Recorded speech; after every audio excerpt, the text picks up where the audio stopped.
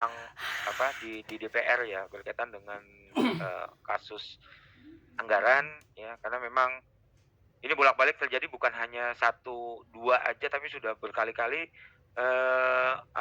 organisasi pemerintah itu melakukan kesalahan-kesalahan di dalam pengelolaan, anggaran dan itu baru itu yang terekspos ya.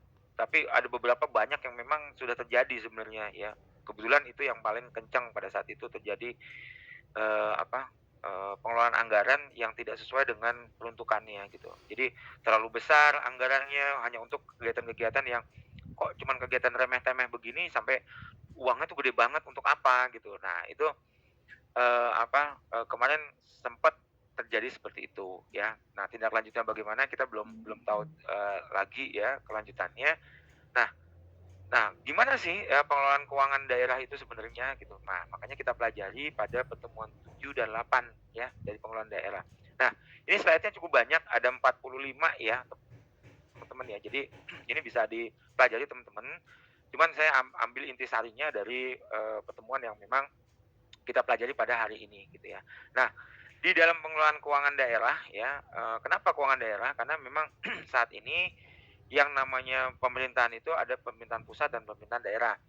Kalau pemerintahan pusat itu ada di ibu kota yang dipimpin atau dilaksanakan oleh, organisasi-organisasi di bawah presiden ya, khususnya adalah kementerian dan lembaga tinggi negara.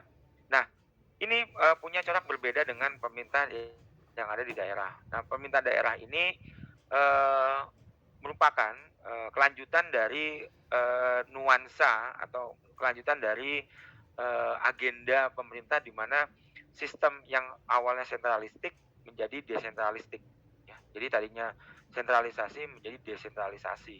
Akibatnya apa? Akibatnya pengelolaan keuangan daerah itu pun akan menjadi berbeda, teman-teman, ya. Tadinya semua, keuangan itu ada di, pemerintah pusat. Jadi pemerintah pusat menentukan berbagai macam konteks, anggaran-anggaran yang digunakan di dalam, di dalam, pembangunan yang ada di daerah. Tapi semenjak adanya otonomi daerah, maka, pengelolaan keuangannya itu menjadi berpindah gitu ya. Jadi daerah diberikan otonomi penuh untuk melaksanakan yang namanya, pembangunan, mengelola administrasi atau keuangannya sendiri, ya. Jadi semua dana-dana itu akhirnya diserahkan kepada pemerintah pusat, ya. Jadi kalau kita lihat di sini ada beberapa istilah-istilah ya, tentunya yang paling, general sekali adalah akuntansi.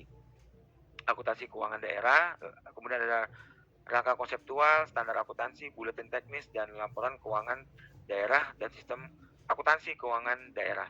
Nah, dulu ya, saya ingat sekali tahun 97-an, 98 itu kan, eee reformasi dibuat ya, reformasi dibuat, kemudian akhirnya mengubah sistem pemerintahan yang tadinya itu sentralistik jadi otonomi.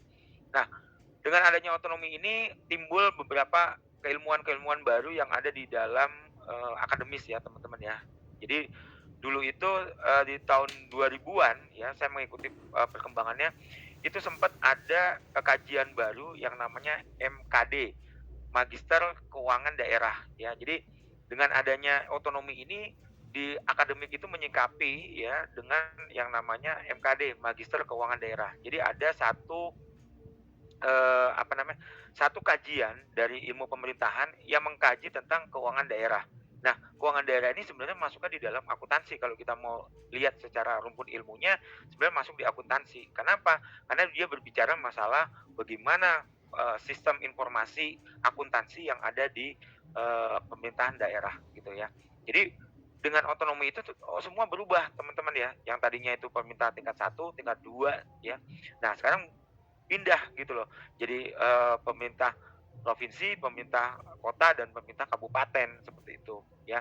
Jadi dengan adanya perubahan dari birokrasi, dari, organisasinya, maka mengubah pula sistem informasi yang ada di dalam, pelaksanaan akuntansinya, gitu, ya. Jadi sistem informasi akuntansinya itu sebenarnya bicara mekanisme pelaksanaan keuangan seperti apa yang ada di daerah itu, ya. Jadi sistem informasi akuntansinya itu dia bicara ini kan kalau kita bicara ini, berarti ini bicara tentang sistem informasi akuntansinya secara keseluruhan, ya. Baik itu, sistem, apa namanya, pencatatannya, baik itu, apa namanya, standar akuntansinya, baik itu sistem, apa namanya, organisasinya, itu termasuk dalam sistem akuntansinya, gitu, ya. Karena nantinya akan berbicara masalah pejabat-pejabat yang mengelola keuangan daerah itu sendiri, pejabat-pejabat yang memberikan persetujuan atau tidak memberikan persetujuan terhadap penggunaan keuangan daerah.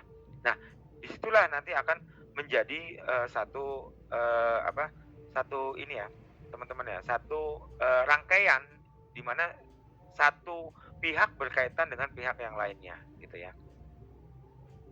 Nah, kalau kita bicara masalah, keuangan daerah atau sistem